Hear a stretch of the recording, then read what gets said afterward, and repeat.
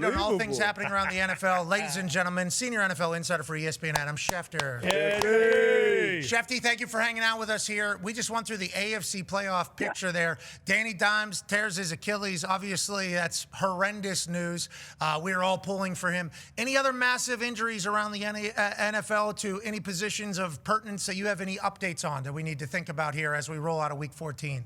Well, obviously, Brian Branch tears his Achilles last week as a part of this past week, but it was Thursday, so you forget that. Then we get another Achilles with Daniel Jones. Zach Ertz yesterday tore his ACL. That looked like a devastating injury, and you hope that Zach Ertz can come back from that one. But that was ugly looking and obviously problematic at this stage of his career. A few of the bigger injuries for this weekend, and of course, you mentioned tonight, some guys coming back from injury. Amarian Hampton coming back from a fractured ankle. I expect that he'll be activated before 4 p.m. Eastern. And Justin Herbert, at this time last week, has his left hand operated on, has a plate and screws put in his left hand. He's going to be out there, we think, a week later playing with a plate and screws, which, again, there are doctors out there that say it's a risk for him to be out there, but Justin Herbert's a warrior, and it sounds like he's going to be out there, and hopefully he stays upright and can play the full game.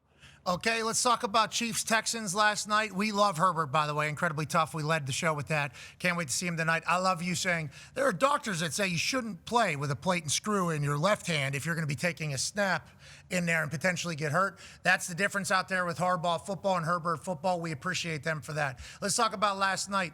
Texans defense, outrageous. Obviously, they're insane. Everybody's calling now the Chiefs dynasty over. I think Mike Greenberg said it this morning like 4 times. You slept last night while a dynasty crumbled because they're completely out of the AFC West championship conversation. What is your big takeaway from last night, and what are some things we should look out for? Well, I think that the Chiefs' current version of the dynasty is over, but they're going to have Patrick Mahomes, and so they're going to have to figure out a way to kind of improve the offensive line, upgrade the offensive line. They need to come up with a running back. There's going to be a decision that has to be made on Travis Kelce, who I think has a cap figure next year for close to $20 million. So there are going to be some huge decisions involving some big names that involve the future of what has been a team that has won 9 straight titles. This will be the first year since 2015 that there'll be a new winner in the AFC West. So there really have not been many runs in all of sports like the one the Chiefs have had. We had the Patriots in football. We had the Chiefs in football. How many teams, how many franchises have won 9 straight division titles in any sport? So I think that you take a moment to pay your respects to this franchise for everything it did. Yep, there you go, Pat. Good job. Moment of silence. Okay. And now we'll see if they can somehow find a way to make it back to the playoffs this year. They're going to have to win out and get some help. Going to be tough, but not out of it just yet. Okay, on that, you talk about Travis, $20 million cap hit. There's been another name that has obviously been synonymous with this dynasty. Yeah, Schefty, a lot of people talking about Andy Reid. We all here, especially on this program, love Andy Reid and don't think any changes should be made at all. But is there any coaching change, not just the head coach, but across the board with KC that we might see? Well, I think an organization is always going to examine everything after the season, and I think people expect Matt Nagy and Steve Spagnuolo to get head coaching interviews.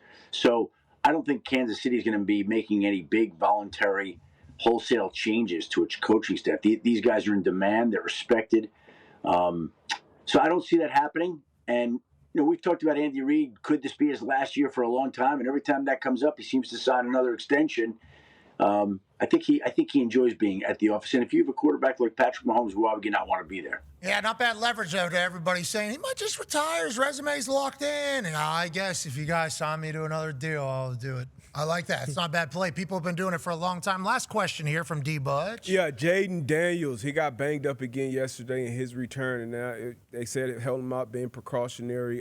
What's the deal with him? Are they going to shut him down going forward now that they're 3-10 and out of it?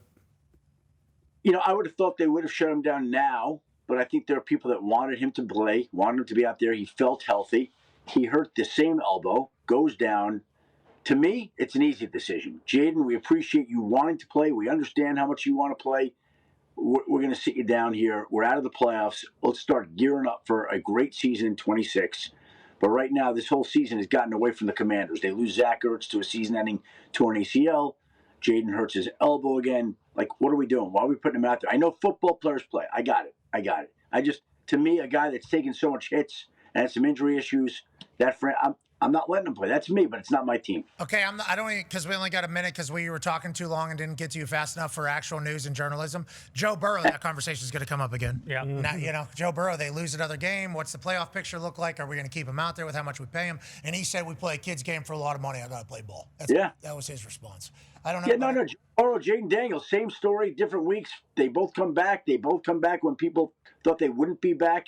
Respect to them, and we'll see how they handle it.